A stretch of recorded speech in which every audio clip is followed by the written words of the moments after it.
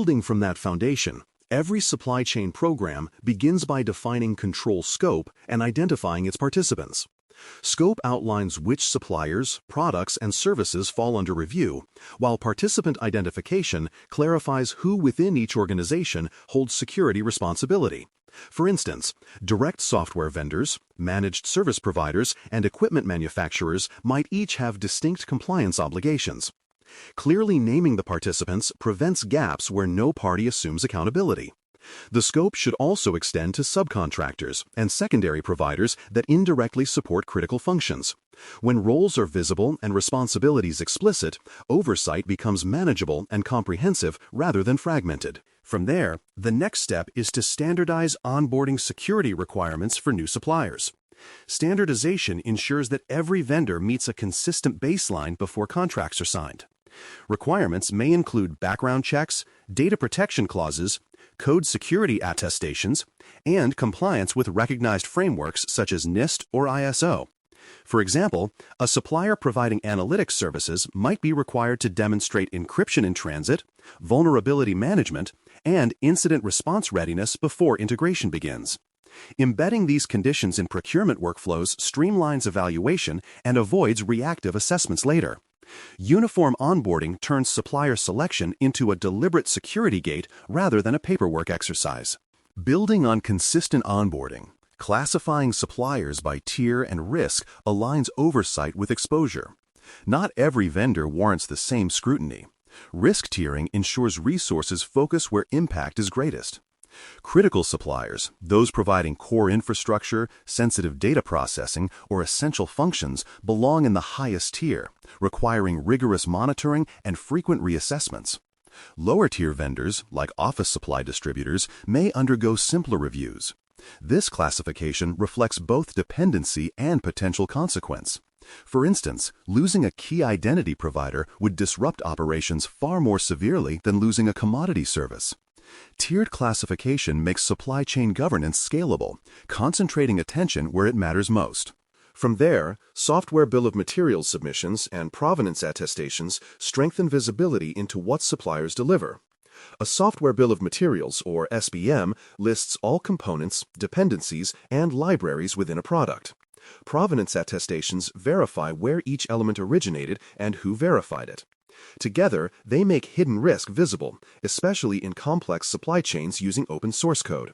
For instance, if a vulnerability emerges in a specific version of a library, organizations can quickly identify affected systems using their SBM records.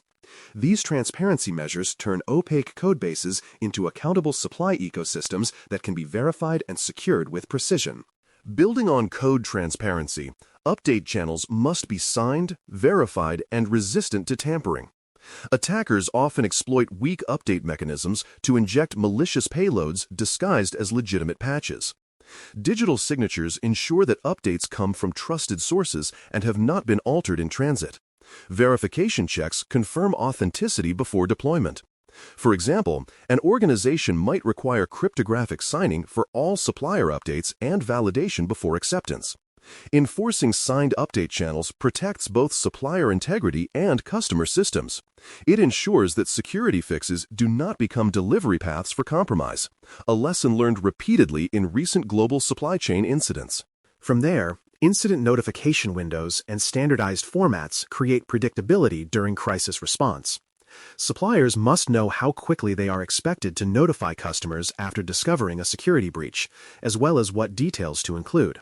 For example, a contract might mandate notification within 24 hours of confirmed compromise and specify required content such as affected systems, data types, and containment actions. Standard formats enable customers to integrate supplier alerts seamlessly into their incident workflows. Reliable notification timelines ensure that partners respond in sync, reducing confusion and minimizing the spread or impact of an incident across connected environments.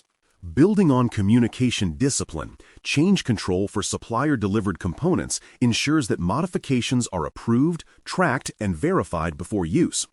Every software update, configuration adjustment, or hardware replacement must follow documented change procedures. For instance, a vendor providing firmware updates should supply version notes, hash values, and installation instructions reviewed through internal change boards. Change control guards against unintentional disruptions and unauthorized modifications that could degrade system security.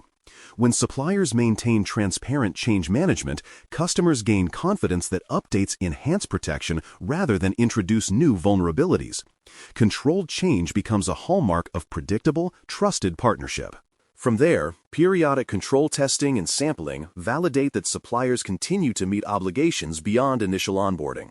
Contracts should require evidence of ongoing performance through third-party audits, penetration tests, or joint review sessions. For example, an annual sample review of supplier patch management may verify compliance with agreed timelines.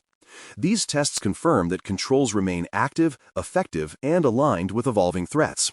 Sampling provides practical coverage without overwhelming either side, while continuous verification transforms trust from an assumption into an auditable fact. Regular testing builds mutual accountability and keeps long-term relationships grounded in measurable assurance. Building on verification rigor, exceptions must be time-bound and supported by documented compensations. If a supplier cannot meet a specific control requirement, such as encryption standard updates, the deviation should have an approved end date and alternative protections. Compensations might include segmented network access or additional monitoring. Recording these exceptions prevents silent drift and ensures that risk decisions remain deliberate. For example, a supplier's temporary inability to patch within standard timeframes might be offset by tighter intrusion detection until resolution. By keeping exceptions visible and time-limited, organizations maintain both transparency and trust throughout their supply ecosystem.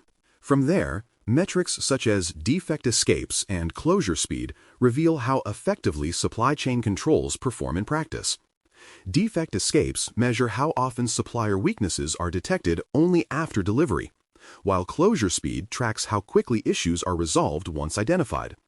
For instance, if recurring defects appear across multiple supplier products, it signals deeper process issues that warrant escalation or retraining.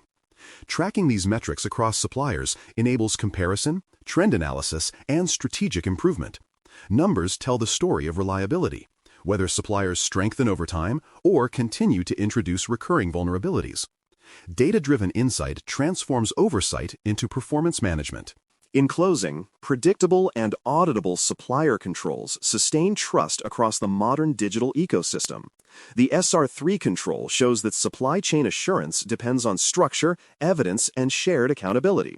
When organizations define scope, require secure development, verify updates, and monitor performance, they transform supply chains from opaque dependencies into transparent partnerships.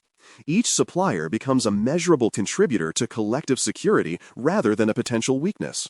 In a connected world, trust cannot be assumed. It must be proven, renewed, and documented. Supply chain controls make that proof systematic, reliable, and enduring.